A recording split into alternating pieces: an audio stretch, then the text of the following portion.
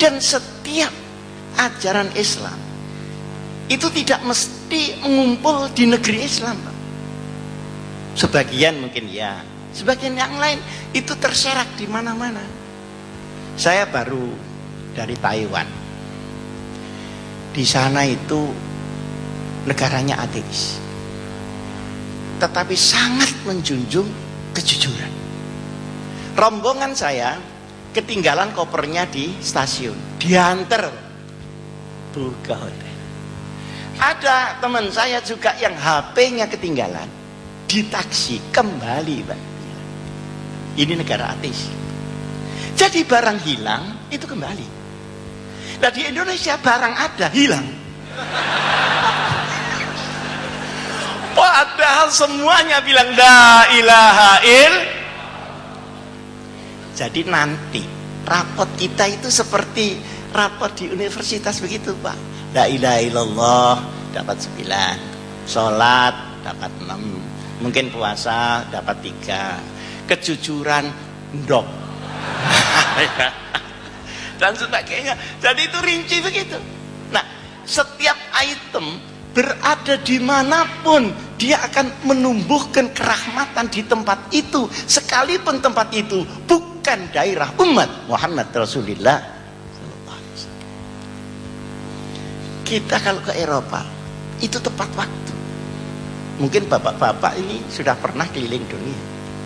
Alhamdulillah saya keliling dunia sudah kemput, Bu. Seluruh negara sudah saya kunjungi kecuali yang belum.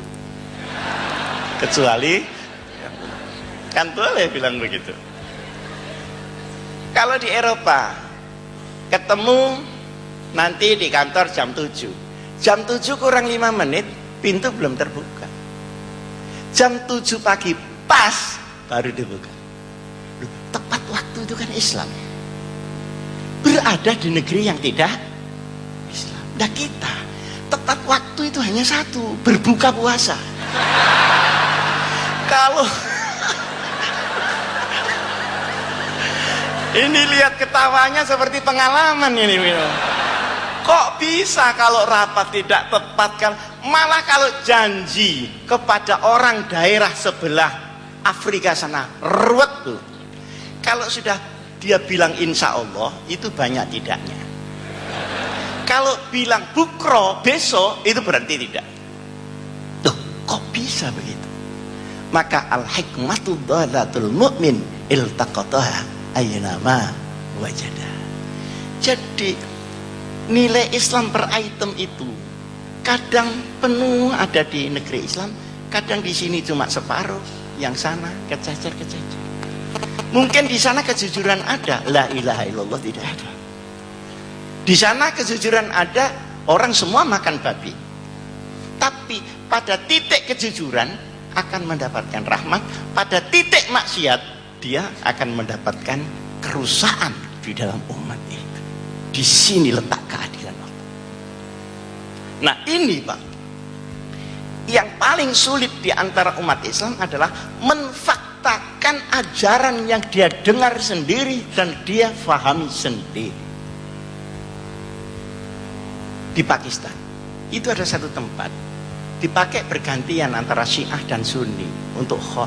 Setiap Sunni di situ dibom oleh yang Syiah, Syiah di situ dibom oleh orang Sunni. Terus bom ini ajaran siapa? Nah, kadang-kadang kita salah paham. Yang dimaksud udkhulu fis-silmi kafah ini banyak disederhanakan. Seakan-akan yang namanya kafah itu kalau negerinya disestempel Islam. Enggak. Kafah itu ketika orang Islam menjalankan ajaran Islam secara kafah. Contoh, di Indonesia ini ada undang-undang zakat, iya apa enggak? Zakat. Kan itu sangat Islami. Tapi apakah dengan begitu orang lalu kaya-kaya semua? Enggak, Bu. Tergantung proses ekonomi. Begitu ada undang-undang zakat diumumkan, diundangkan, saya mengumpulkan orang untuk seminar zakat di Jakarta. Ternyata yang datang itu mustahik semua. ndak ada muzakinya. Jadi yang datang itu semua penerima zakat, tidak ada pemberi zakat. Akhirnya tukar menukar proposal sama melaratnya. Saya bercanda ini untuk apa? Untuk supaya kita bisa jelas melihatnya betapa Islam itu rahmatan lil alamin, dan betapa Islam akan menjadi ummah yang paling unggul ketika dia dilakukan, bukan dislogankan. Sehingga sekarang kita pergi ke Korea, diantar oleh pejabat, staf-staf Deplu ke sana kemari, itu dikasih tip, itu enggak mau betul. Jangan Pak, saya sudah digaji oleh negara. Salah saya menerima. Saya paksa Bu, ya saya cuma kopiah sama sarung aja saya kasihkan itu. Enggak mau betul. Kalau Bapak memaksa saya, berarti Bapak mencelakakan saya sampai saya malu Pak. Loh itu kok di Korea Pak? Ya di Surabaya kok enggak begitu. Iki nek gak ngenei medit rencane wong iku. Pahit. Iki boyo gak doyan iki. Saking pahite wis diuntal dilepeh maneh wong iku. Jadi ini bagaimana? Bagaimana ini? Ini satu contoh di sana dan contoh di sini. Untuk kita melihat bagaimana Idul Fitri sebagai kemanusiaan, bukan hanya keislaman, Idul Fitri. Nah, saya di Jakarta, di belakang kantor saya itu ada Jalan Surabaya, jual lampu-lampu antik itu yang tarik-tarik itu. Nah kalau antik harganya mahal Bu, 2,5 juta. Nah kalau yang baru, cetakan baru itu cuma 650. Saya minta yang kuno Pak. Oh iya tinggal satu Pak Haji, panggil saya Pak Haji. Setelah saya lihat, loh ini kan baru ini, tidak kuno ini. Loh Pak ini baru Pak, bukan kuno Pak. Jawabnya dia bagaimana? Bapak ini pembeli kok rewel, sampean biarkan sendiri, lama-lama kuno sendiri.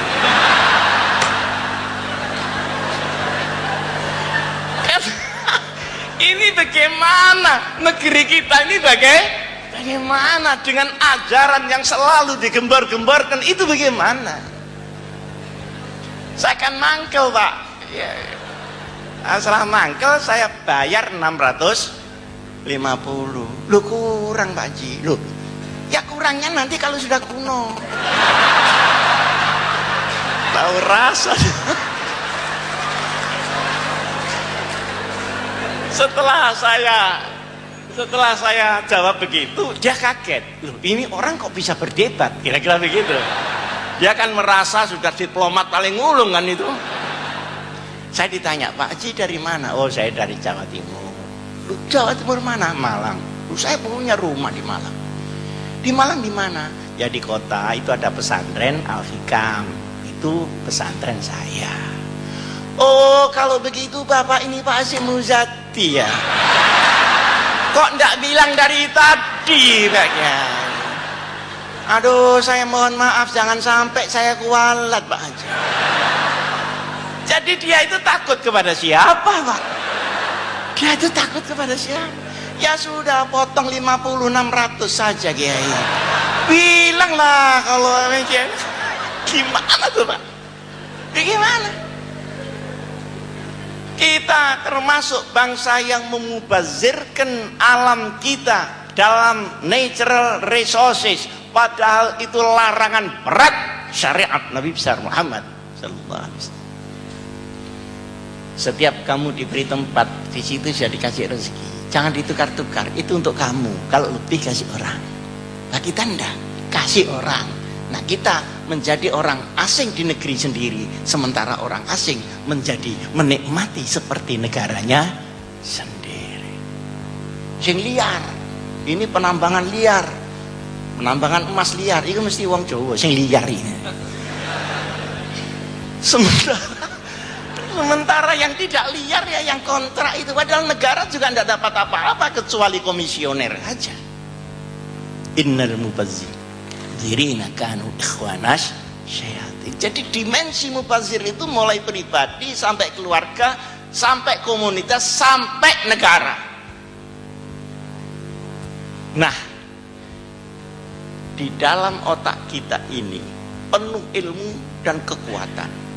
Tapi kalau tidak diluruskan dengan hidayah, maka ilmu bisa menjadi mubazir dan ilmu bisa menjadi berbahaya.